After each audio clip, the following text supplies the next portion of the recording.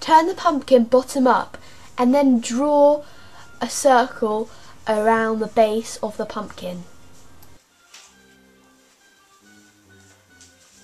Next, use a drill to make the starter hole.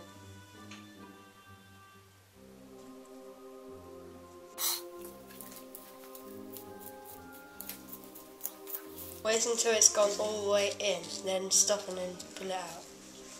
Next, use your carving drill and put it in and start moving around.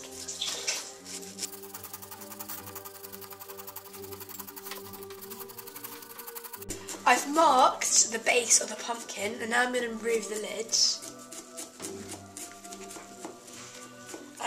So now all you have to do is scrape out all the seeds and string inside the pumpkin.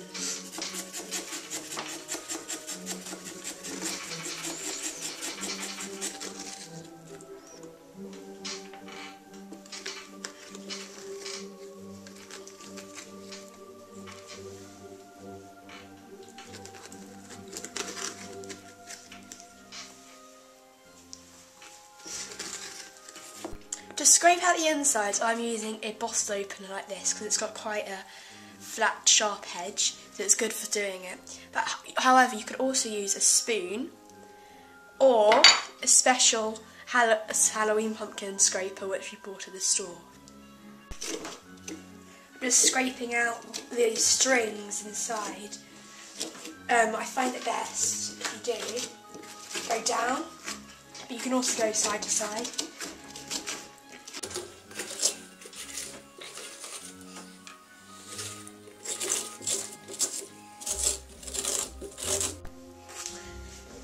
I'm now going to wash the pumpkin.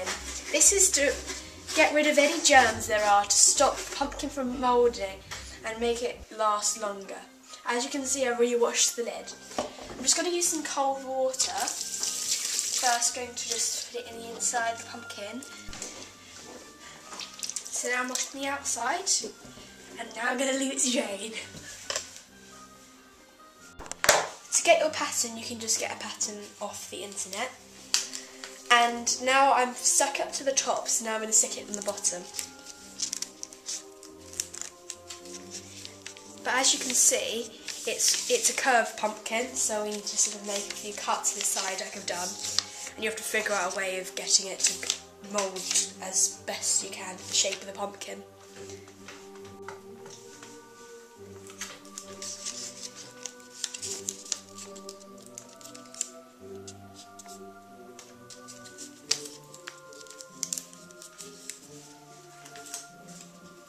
Here I am finishing sticking the stencil down onto the pumpkin.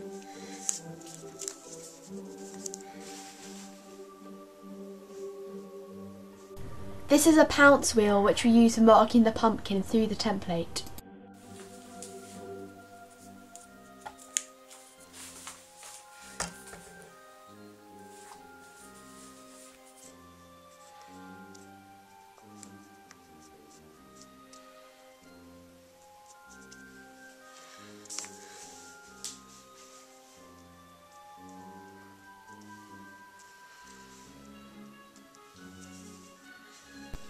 A pin would also work to puncture the pattern.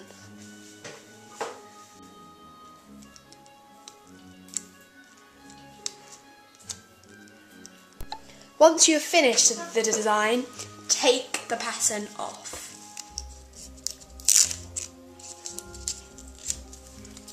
Try to keep it intact in case you need to look at it for reference. Now you have to make a small hole using the plastic gel in one of the lines of the pattern.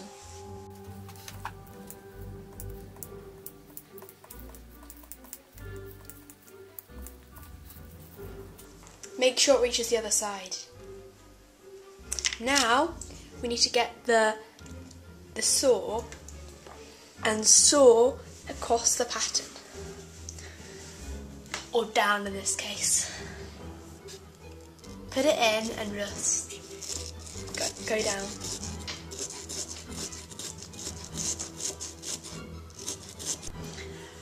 once you finish cutting the shape, just ease it out gently, and you've got it. You might need to trim off some of the bits out the edge, but you can do that at the end. Whilst cutting your pumpkin, make sure you do keep your pattern as a reference to make sure that you know where you're going, because sometimes the pinpricks are hard to see, and also it helps you see what you have to do next. As you can see, I have already done some cutting. What you have to do is you have to follow the dotted lines. Right now I am doing the ear of the werewolf. Once you've finished cutting, take your saw out and try and wedge it out or push it in. In my case, it is coming out.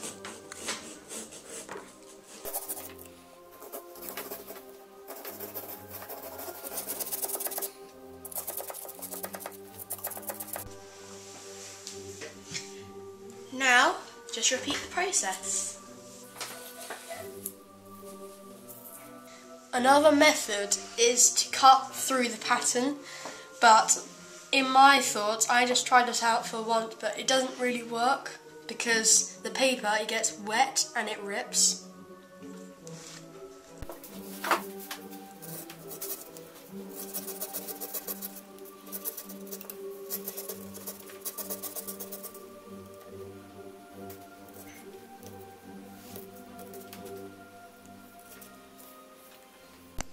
Here's my finished design, and here's it against the pattern.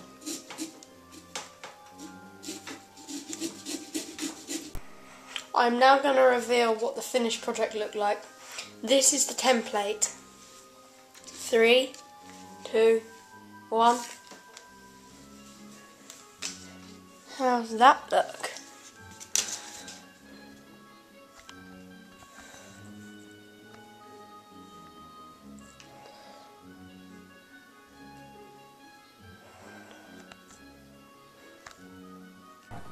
Try and buy quality tools, because as you can see, our tools broke while making the pumpkins.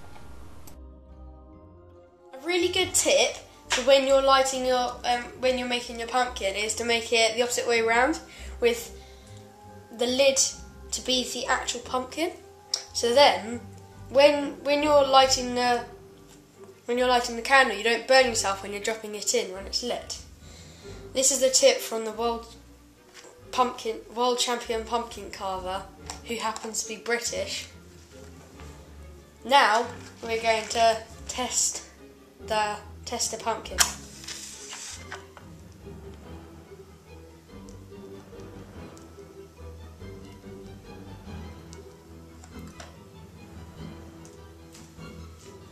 Now we are going to put it up.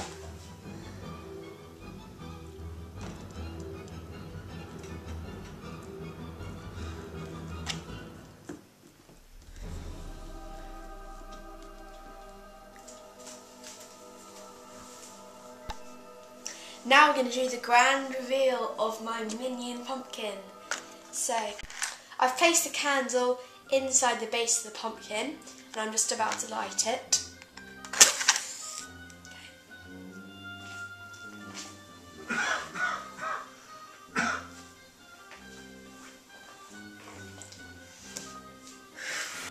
Now I'm going to put the pumpkin on. Hope it doesn't go out. Now for the grand reveal, I'm going to take off this. Oh, it actually looks like a minion. Oh, that's pretty cool. Should we turn it around a bit? These are the two finished pumpkins, the wolf and the minion. Ta-da!